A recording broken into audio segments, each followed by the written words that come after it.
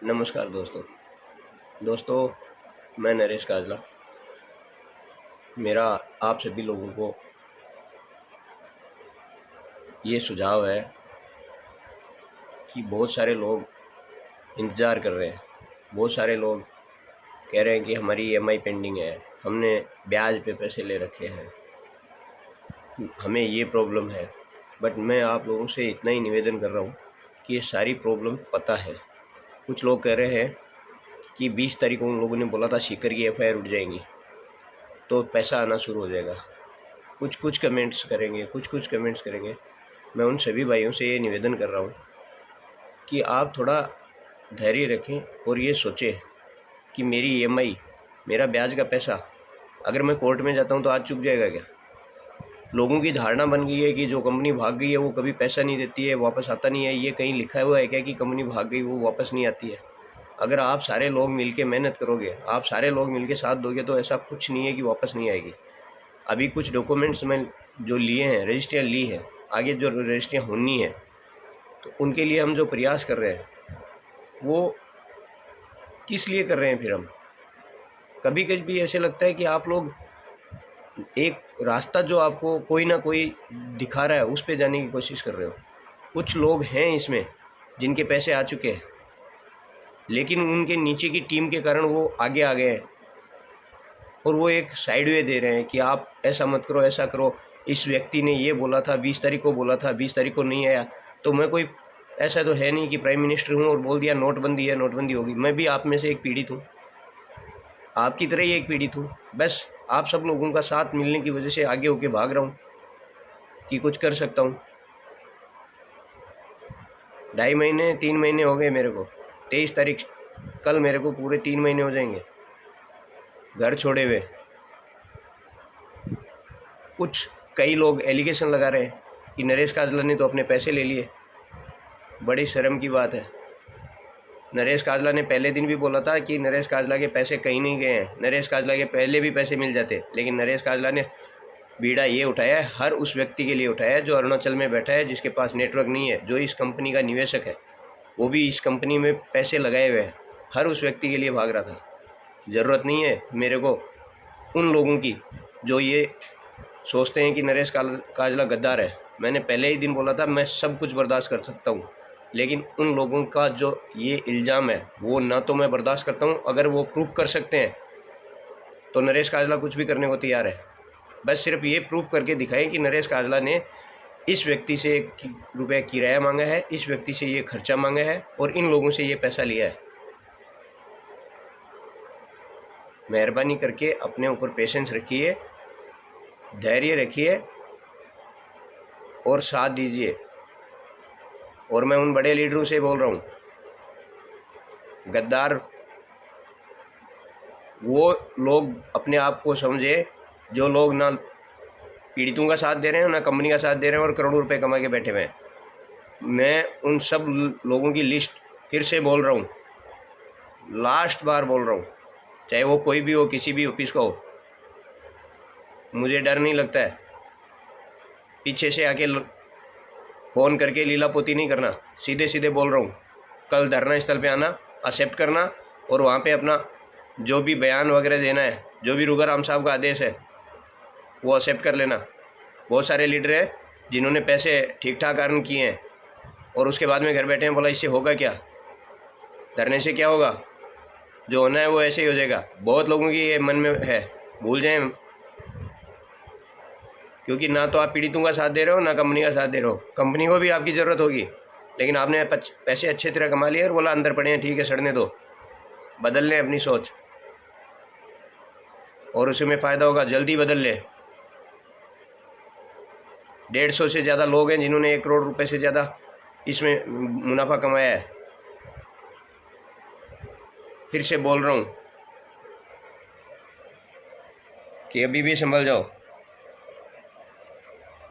ये ज़रूरी नहीं है कि आप लोग नहीं आओगे और पता नहीं चलेगा और आपके ऊपर कार्रवाई नहीं होगी। सबके ऊपर कार्रवाई हो सकती है, लेकिन हम लोग एक साथ एक मंच पे खड़ा होकर एक प्लेटफॉर्म बना के वापस से हम अपना पैसा लेना चाहते हैं। आपके नीचे जो लोग जुड़े हुए हैं वो आपके कहीं ना कहीं रिश्तेदार हैं, कहीं ना कहीं आपके परिचित हैं, तो उनके लिए आप सारे के सारे आइए। और जिन लोगों को लगता है कि नहीं हम तो घर में बैठ के भी तमाशा देख सकते हैं, तो वो ये भूल जाएं। अच्छी तरह से पता है सभी को, बताने की ज़रूरत नहीं है। अगर ज़रूरत पड़ी तो मैं बताऊंगा।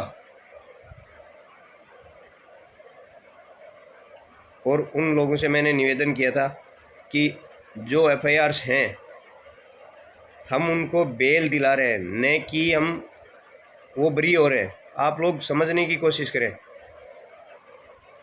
आप लोगों में कुछ लोग फ्रंट में आके काम कर रहे हैं, कुछ लोग पीछे से भी काम कर रहे हैं, लेकिन उन लोगों से सावधान रहना है जो लोग मुंह पे कुछ बोलते हैं और पीछे से कुछ बोलते हैं।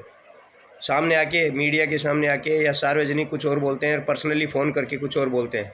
उन लोगों से आपको सावधान रहना है और अपने आप में सोचना है कि साहब मैं ये काम कर रहा हूँ तो इससे मेरा नुकसान है या फ़ायदा है। मैं आपको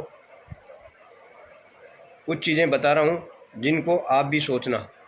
जैसे कि मैं अगर कोर्ट में जाता हूँ, कोर्ट में जाके केस लड़ता हूँ, तो मेरे को रिकवरी सूट बोल के लड़ना पड़ता है और उस रिकवरी सूट के अंदर टाइमिंग ज़्यादा है और उस रिकवरी सूट में आपका जितना अमाउंट है उसका कुछ परसेंटेज जब तक केस लड़ा जाएगा तब तक वो डिपॉजिट होगा। आप केस जीत जाते हो तो आपका वापस मिल जाता है और केस हार जाते हो तो वो डिपॉजिट ख़त्म हो जाता है। अगर आप उस रास्ते पे जाना चाहते हो तो शौक़ से जाइए। बहुत सारे लोगों की ये मंशा है कि मैं जंतर मंतर पे लटक जाऊंगा, मैं वो कर लूँगा, मैं वो कर लूँगा। वो हमें भी पता है, लेकिन हमने पूरी जनता का फ़ायदा और पूरी जनता का विश्वास एक साथ लेने के बाद में ये काम किया है कि जल्दी कार्रवाई कौन सी हो सकती है। जब ये लोग पैसा नहीं देना चाहते थे तब वो हमारे पास ऑप्शन होता है। अब ये देना चाहते हैं, वो सिस्टम डगमगा गया, उस सिस्टम को बनने में टाइम लगता है। तो ये शर्तें रखना कहाँ का न्याय है कि 20 तारीख को नहीं दिया, 21 तारीख को हम ये करेंगे, 22 तारीख को हम ये करेंगे। किसी को फ़ोन करके ये बोलना कि नहीं तुम एफआईआर करो, आप अपने आप के लिए ज़िम्मेदार बनो, दूसरे के लिए ज़िम्मेदार, भले के लिए बनो, बुरे के लिए मत बनो। मैं अगर किसी व्यक्ति से खुद कॉल करके ये बोलूं कि नहीं तुम एफआईआर कर दो, ये सब गलत है, इसका मतलब मैं उसको गलत रास्ता दिखा रहा हूँ। क्या वो व्यक्ति नहीं जानता है कि उसे क्या करना है? सोचें कुछ। और बहुत सारे लोगों का गलत मंशा है, उससे सावधान रहें। मैं आप लोगों से इतना ही रिक्वेस्ट कर रहा हूँ, जितने पीड़ित भाई हैं वो लोग सारे के सारे ये चाहते हैं कि उनका पैसा वापस आए और जल्दी से जल्दी आए। इसलिए सारे एक साथ हो जाओ, अब भी समय है, कुछ भी नहीं बिगड़ा है। समय लगता है, अगर घर में भी विवाद हो जाता है, डिस्प्यूट हो जाता है, तो दो भाइयों को एक जगह बैठने में टाइम लगता है। उस सारी संस्था को वापस खड़ा करने में, जब इतना बड़ा काम है, इतना बड़ा ये फ्रॉड मान लो जो भी हुआ है, उसको रिकवरी करने के लिए क्या एक दिन में हो जाएगा? थोड़ा बहुत सोचिए साहब, थोड़ा दिमाग लगाइए कि क्या एक दिन में, 10 दिन में, 7 दिन में हो जाता है? फिर भी हम कोशिश कर रहे हैं कि जल्दी से जल्दी रिकवरी हो। अभी कुछ रजिस्ट्रियाँ मिली हैं, बहुत सारे लोग कॉल कर रहे हैं, सर हमें भी डिटेल लेके आनी है, क्या पैसे कब मिलेंगे? साहब पैसे मिलने, जैसे पैसे का मैसेज आएगा, मैं कर रहा हूँ कोशिश। उगाराम साहब, विनोद साहब, सारे मिलके कोशिश कर रहे हैं कि जल्दी से जल्दी सेटअप हो जाए और उन लोगों को रिलीफ मिल जाए। तो उसके लिए आप सब लोगों का साथ चाहिए, कुछ समय तो मिलना चाहिए। आप लोगों ने तो मेरे को ही गद्दार बना दिया कि 20 तारीख को नरेश काजला ने ये बोला था, 20 तारीख को पैसा नहीं आया। तो थोड़ा आप सोचिए कि साहब किस लिए भाग रहे हैं हम लोग। पहले भी तो हमने 14 महीने में पैसा रिटर्न का लिया था। मैंने 1 लाख रुपए दिया, 14 महीने तक इंतजार कर रहा था, तो अभी 10 दिन भी नहीं कर पा रहे। अगर 5 दिन अप डाउन हो गया तो सब खत्म हो गया। थोड़ा इंतज़ार कीजिए, थोड़ा साथ दीजिए। बहुत सारे लोग इसमें सक्षम हैं, मैं उन लोगों से रिक्वेस्ट कर रहा हूँ। बहुत सारे लोग अच्छे जानकार हैं, इस कंपनी के बारे में पहले जानते थे। मैं चलो लेट आया हूँ, कंपनी के बारे में ज़्यादा नॉलेज नहीं था, नहीं जानता था, लेकिन मैं इतना जानता हूँ कि कोर्ट में जाने से क्या होगा और हम जो समाधान ढूंढ रहे हैं उसमें क्या होगा। तो आप लोगों से मेरा यही निवेदन है कि सारे एक हो जाओ, भरोसा रखो और जो मैं कर रहा हूँ वो मैं कल धरना स्थल पे आपको सभी को सार्वजनिक रूप से बता दूंगा। उसके लिए ज़्यादा से ज़्यादा लोग वहाँ आएँ और हम जो सलाह मशवरा करते हैं अगर आपको पसंद नहीं हो तो हमें वहीं पे बताएं।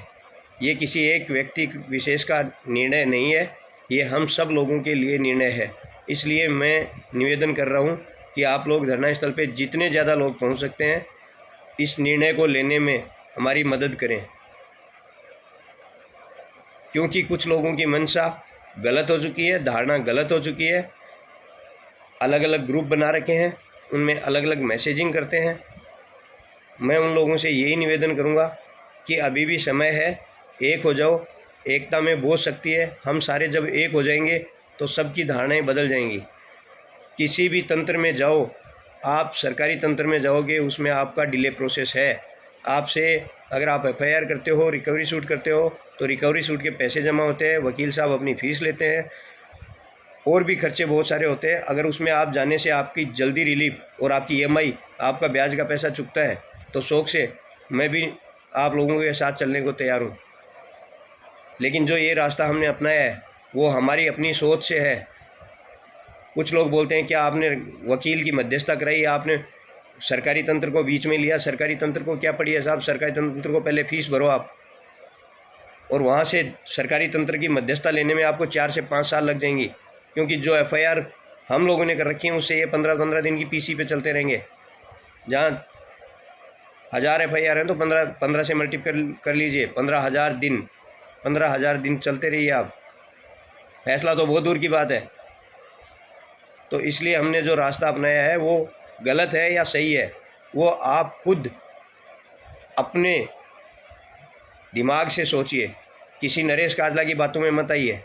नरेश काजला आपको रास्ता सुझा सकता है, उस पर चलाना उसके बस की बात नहीं है। वो आपसे प्रार्थना कर सकता है, आपसे कह सकता है, रिक्वेस्ट कर सकता है, आपको बता सकता है कि ये सही है, ये थोड़ा डिफ़िकल्ट है। लेकिन उसका मतलब ये नहीं है कि नरेश काजला पे डिपेंड हो जाओ। आप लोग अपने दिमाग से सोचिए कि अगर नरेश काजला आपको ये बोल रहा है तो उसमें आपका बेनिफिट्स है या नहीं है।